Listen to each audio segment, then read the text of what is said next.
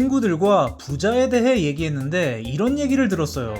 나는 월급은 정해져 있고 퇴근하고 와서 투잡할 시간도 없고 현실적으로 부자는 둘째치고 평생 집도 한 채 못 사겠다. 그렇게 한참을 부자가 될 수 없는 이유를 구체적으로 설명해 주더라고요. 아무튼 친구들과 이야기하다 보면 친구들은 현실적인 사람이고 저는 철없는 몽상가로 취급받을 때가 있어요.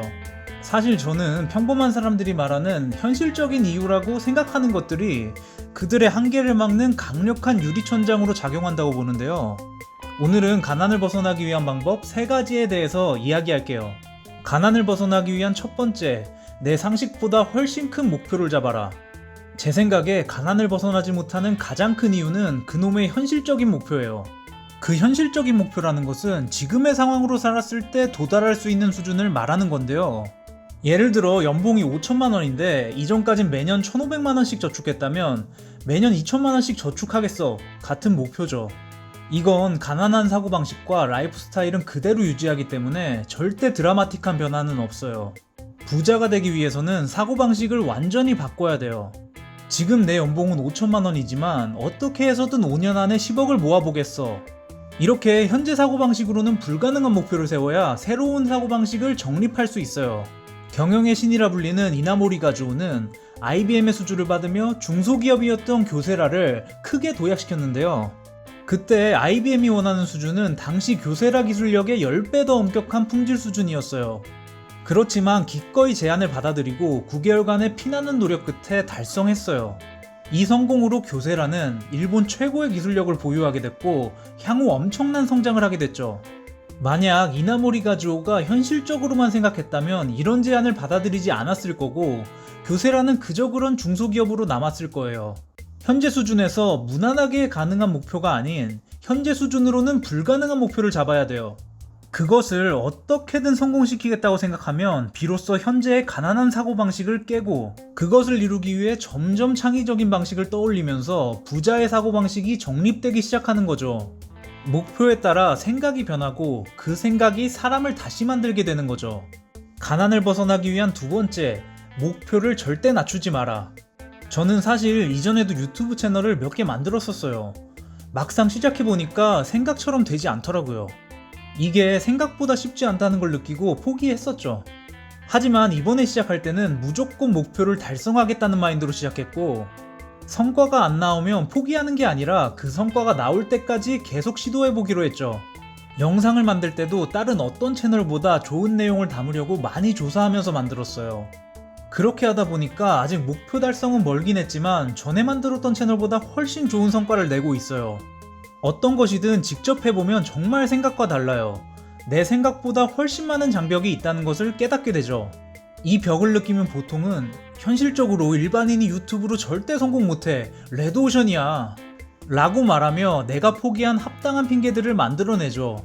10X의 법칙의 저자이자 3천억대 자산가인 그랜트 카도는 어떤 목표에 대해서 실행할 때 내가 생각했던 것보다 10배 행동한다고 말했어요.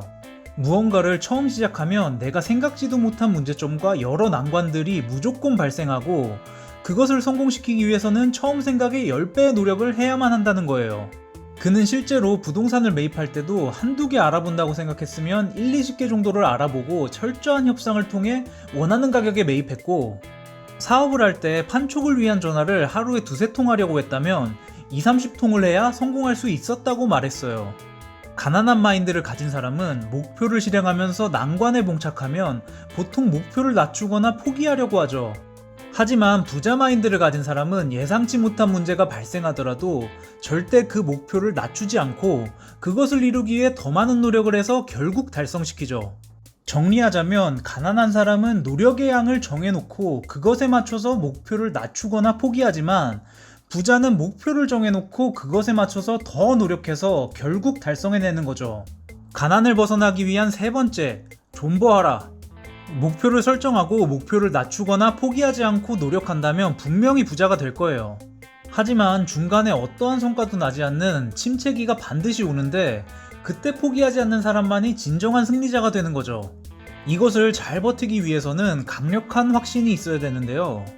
이 확신을 강화하기 위해서는 불안이 없어질 때까지 노력해야 되죠. 일론 머스크와 같은 성공한 사람들이 워커홀릭일 수밖에 없는 이유는 불안한 사항을 계속해서 확인하고 개선하기 때문이죠. 최근에 주식시장이 많이 떨어져서 불안해하는 지인들의 연락이 많이 오는데 불안해하는 사람들의 대부분이 자신이 가진 종목에 대해서 기본적인 것도 모르더라고요. 난 이런 거 잘 못하잖아 하면서 나에게 자꾸 확신을 얻으려고 해요. 자신이 불안한 만큼 더 노력하거나 그것이 힘들면 투자를 안 해야 되는데 돈 벌고 싶은 욕심은 있는데 노력은 하기 싫으니 다른 사람에게 의존하는 거예요. 본인이 스스로 얻은 확신이 아니라면 주변에서 아무리 확신을 주더라도 작은 충격에도 모래성처럼 무너지죠.